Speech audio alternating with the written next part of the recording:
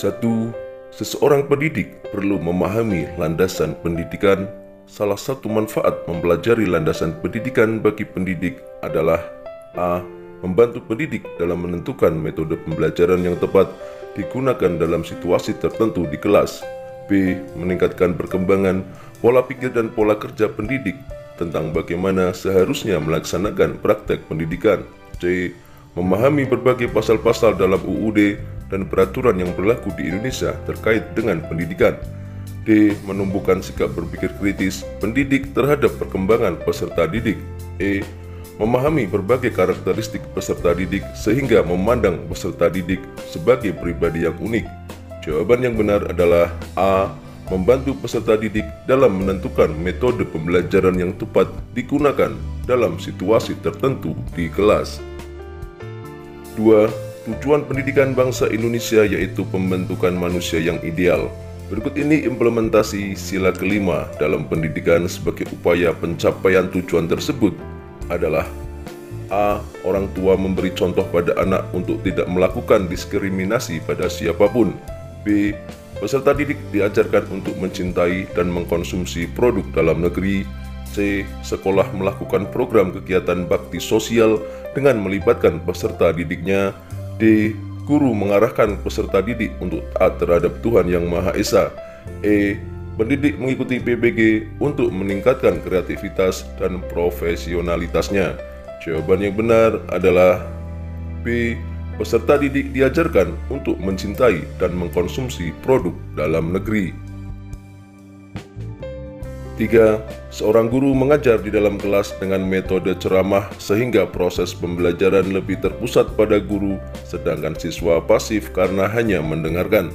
Hal tersebut termasuk dalam proses pendidikan yang beraliran A. Esensialisme, B. Humanisme, C. Perennialisme, D. Behavioristik, E. Rekonstruksionisme. Jawaban yang benar adalah D. Behavioristik. 4. Sila pertama Pancasila adalah ketuhanan yang Maha Esa. Oleh sebab itu, pendidikan hendaknya bertujuan agar peserta didik beriman dan bertakwa kepada Tuhan Yang Maha Esa. Hal tersebut merupakan contoh A. Landasan psikologis, B. Landasan religius, C. Landasan historis, D. Landasan sosiologis, E. Landasan yuridis. Jawaban yang benar adalah B. Landasan religius. 5. Pada saat pembelajaran berlangsung, guru mengingatkan peserta didik yang kurang semangat dan kurang aktif dalam belajar. Tindakan guru tersebut berarti memperhatikan aspek A. Kultural, B. Motivasi, C. Status sosial, D. Sosial, E. Etnik. Jawaban yang benar adalah B. Motivasi. 6. Pak Aris merupakan guru kelas 5 SD. Ketika memberikan pelajaran menyanyi atau musik, memilih lagu-lagu dari asal daerah peserta didiknya. Tindakan guru tersebut karena memperhatikan karakteristik peserta didik, terutama A. Gender, B. Etnik, C. Status sosial, D. Minat, E. Kultural. Jawaban yang benar adalah E. Kultural.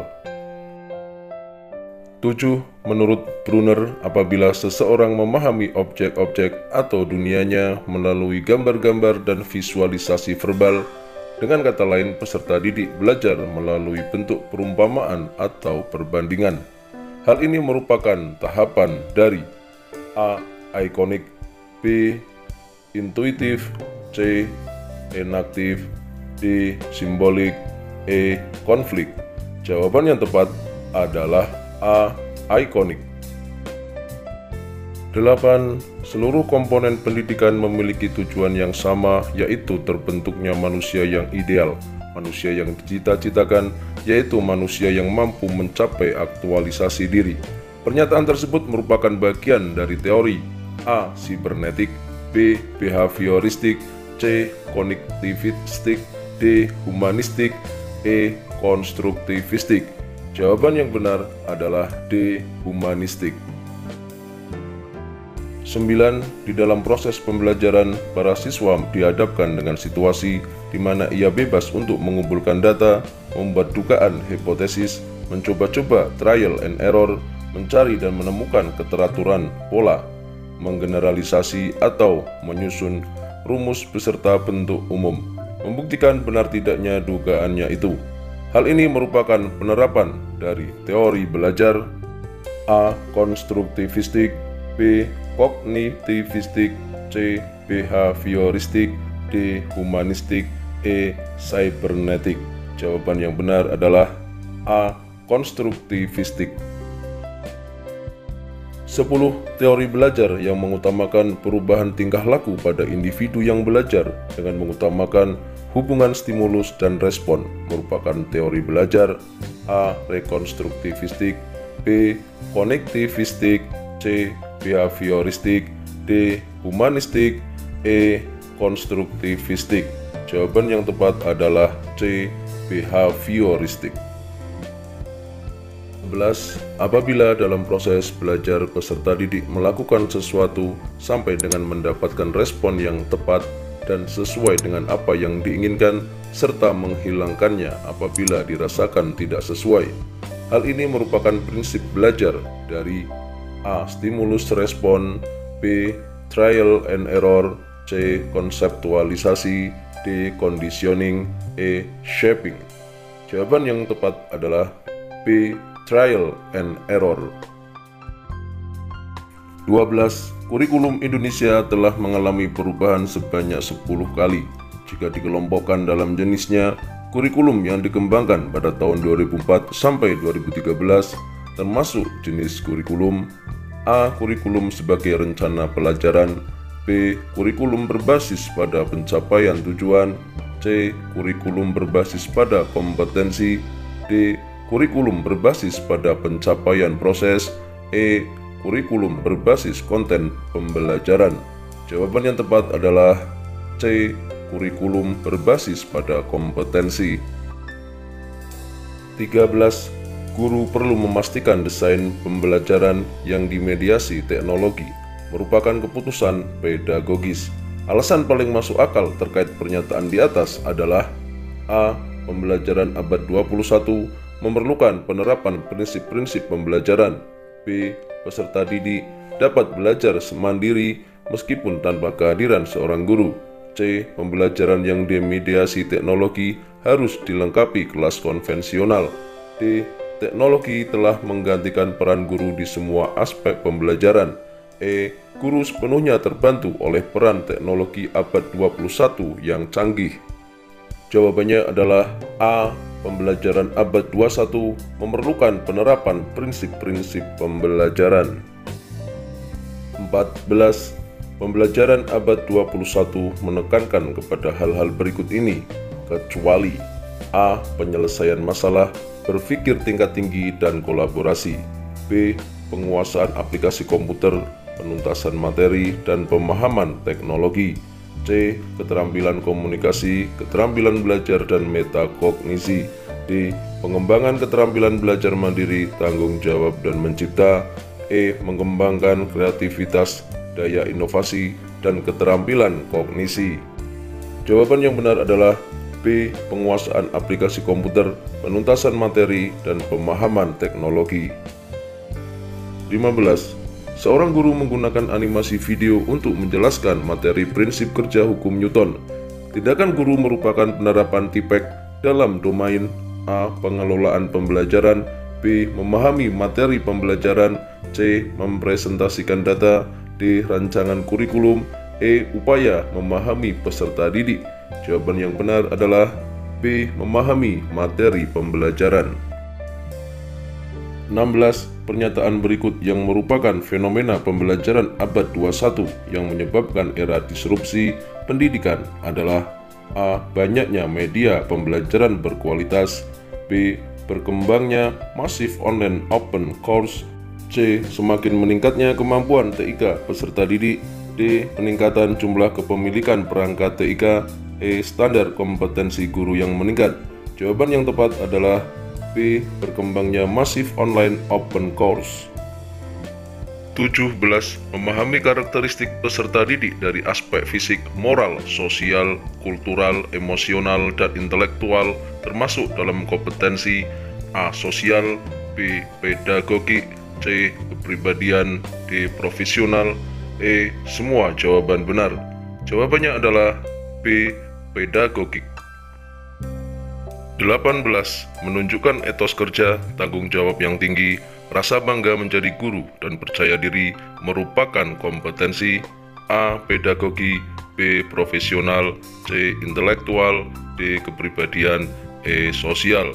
Jawaban yang benar adalah D. Kepribadian. 19. Bu Weni Hapsari dari SD Taman Hidayah mendampingi peserta didiknya mengunjungi pantai asuhan. Bu Weni melihat salah satu peserta didik bernama Lina diam termenung setelah mendengar kisah sedih salah seorang penghuni pantai asuhan bernama Andi. Bu Weni mendampingi Lina yang sedang menghayati sesuatu. Bu Weni sebenarnya sedang melaksanakan tugas yang disebut A. Melatih, B. Mendidik, C. Mengajar, D. Membimbing, E. Membina. Jawabannya adalah D. Membimbing. 20. Pernyataan berikut yang paling tepat menggambarkan tugas guru di masa yang akan datang adalah A. Guru bertindak sebagai konsultan pembelajaran berbasis teknologi, B. Guru lebih berfokus membantu peserta didik menguasai materi, C. Peran guru semakin ringan karena banyak terbantu oleh teknologi, D. Guru menjadi kolaborator sumber daya dan fasilitator pembelajaran, E. Guru mengandalkan teknologi sebagai pengganti peran guru. Jawabannya adalah D. Guru menjadi kolaborator sumber daya dan fasilitator pembelajaran. 21. Seseorang mampu menemukan strategi kognitif yang tepat sebagai cara belajar yang efektif. Kemampuan ini termasuk dalam keterampilan belajar mandiri yang disebut A. Keterampilan khusus yang efektif, B. Keterampilan merumuskan tujuan belajarnya, C. Keterampilan bersifat umum, D. Keterampilan memproses informasi, E. Keterampilan menarik kesimpulan. Jawaban yang benar adalah C. Keterampilan bersifat umum. 22. Menyusun program semester merupakan tugas pokok guru dalam hal A. Merencanakan pembelajaran atau pembimbingan, B. Melaksanakan pembelajaran atau pembimbingan, C. Menilai hasil pembelajaran atau pembimbingan, D. Melakukan penilaian pembelajaran, E. Membimbing dan melatih peserta didik. Jawaban yang tepat adalah A. Merencanakan pembelajaran atau pembimbingan. 23.